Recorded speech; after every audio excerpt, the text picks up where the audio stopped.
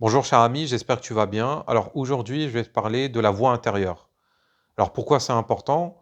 Parce que la voix intérieure, cher ami, elle vient et elle colore ton expérience de vie. C'est-à-dire que si tu as une voix intérieure qui est douce, qui est bienveillante, eh bien ta vie sera un peu moins difficile et puis tu vas ressentir des émotions agréables. Tu vas te réveiller le matin avec un sentiment de satisfaction, de légèreté, etc. Alors qu'au contraire, si ta voix intérieure, elle est très culpabilisante, très négative, heu, malveillante, bah, ta vie sera un enfer. Donc ça vaut le coup de jeter un coup d'œil sur comment améliorer cette voix intérieure et bien sûr, il y a des pratiques à mettre en place, on va dire une sorte de routine pour améliorer cette voix. C'est-à-dire que cette voix intérieure, il faut que tu la considères, c'est un peu comme ton corps physique. Ton corps physique, il a besoin d'entretien, tu dois c'est-à-dire, manger sainement, tu dois prendre des douches, tu dois te brosser les dents. Il y a une hygiène de vie qui doit être faite également au niveau de ta voix intérieure. Alors comment faire? C'est ce qu'on va voir. Je vais essayer de te donner des petits tips, des petites solutions et puis, ce qu'il faut comprendre, c'est comment cette voix intérieure s'est formée. Alors, elle s'est formée par l'opération que moi j'appelle l'internalisation. Voilà, c'est une sorte de fonctionnement qu'on a. Notre esprit, il internalise à peu près tout. C'est-à-dire, tous les contenus qu'on consomme, les personnes qu'on côtoie, c'est-à-dire on va venir internaliser leur voix et surtout, en fait, la plus grosse partie d'internalisation, elle s'opère en fait, durant l'enfance. C'est-à-dire que quand on est enfant, on est comme une éponge et on va venir internaliser la voix de nos parents, c'est-à-dire leurs croyances, heu, leur mode de fonctionnement, leurs peurs inconscientes, leur tout, vraiment tout, on va venir internaliser ça, leur rapport au monde, leur rapport aux autres donc c'est vraiment un l'internalisation, c'est quelque chose qui se fait, heu, au détriment de notre volonté. On on peut pas tout contrôler. Mais, hem, mais voilà, c'est un procédé qui se fait, contre notre volonté et il faut aussi apprendre à, du coup, gérer notre environnement. Et là, je te donne la première astuce pour améliorer ta voix intérieure. Déjà, il faut commencer par te débarrasser de toute toxicité que tu consommes. C'est-à-dire et des fois, c'est ça qui est fou, c'est que des fois, on regarde du contenu qui est toxique et on n'a même pas conscience que c'est toxique. Par exemple, je te donne un exemple concret. Par exemple, tu suis un sur YouTube, je sais pas moi, quelqu'un qui parle de football. Il fait des réactions sur des matchs et et à chaque réaction, en fait, il en fait des caisses, tu vois? Il réagit à chaud, il est virulent dans ses critiques, surtout envers les joueurs. Et donc, par exemple, un joueur qui a fait un mauvais match, bah, il va être là à l'insulter, à le dévaloriser. Toi, tu as l'impression que voilà, que ça parle uniquement de football, mais il y a des niveaux qui sont plus profonds que ça, en fait. Le message qui t'est envoyé inconsciemment, c'est quoi? C'est que la valeur d'une personne dépend de sa performance, de sa productivité et cetera.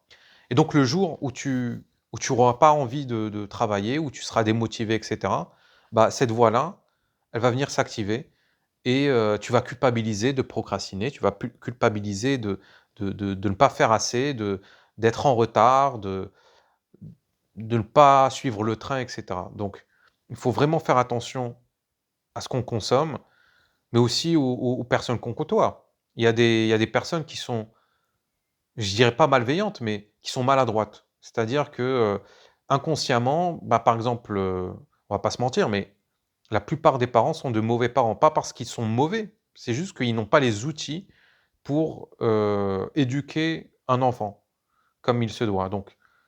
Ils vont venir, pour le bien de l'enfant, ils vont être très durs, envers l'enfant et et sans s'en rendre compte, en fait, ils vont le blesser, ils vont le traumatiser. Donc il faut vraiment faire attention aux personnes qu'on côtoie.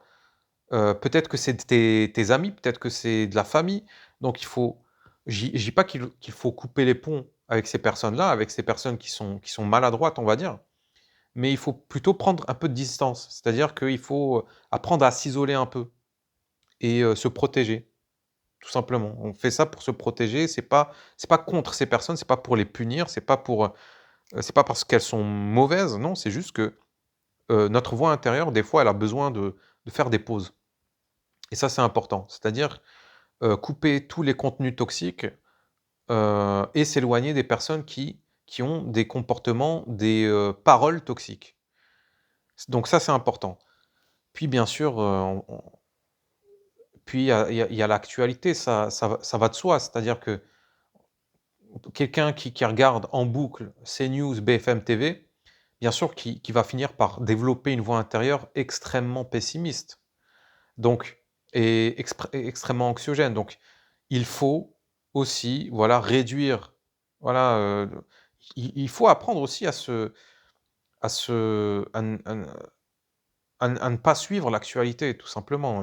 Je sais que c'est comme, pour certains, c'est une drogue, parce que voilà, la négativité, ça nous fait nous sentir vivants, quand il y a un titre choc, voilà, il y a un truc qui se réveille, mais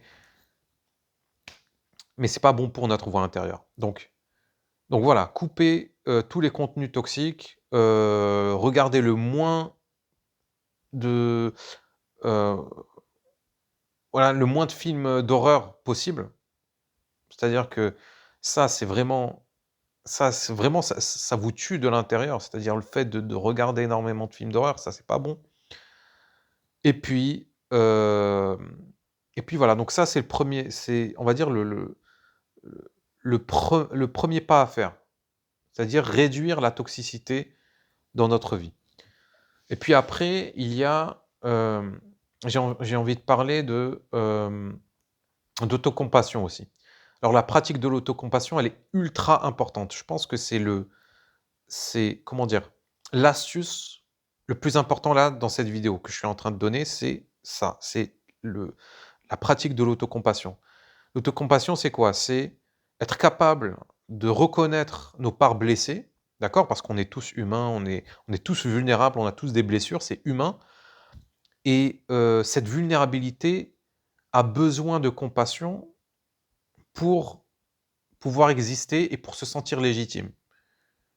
Et donc, nous, malheureusement, en fait, on est tellement dur envers nous-mêmes. Dès qu'on ressent un peu de tristesse, dès qu'on est déprimé, dès qu'on est, en colère, on vient rajouter une couche de honte, de culpabilité et ça, c'est pas bon.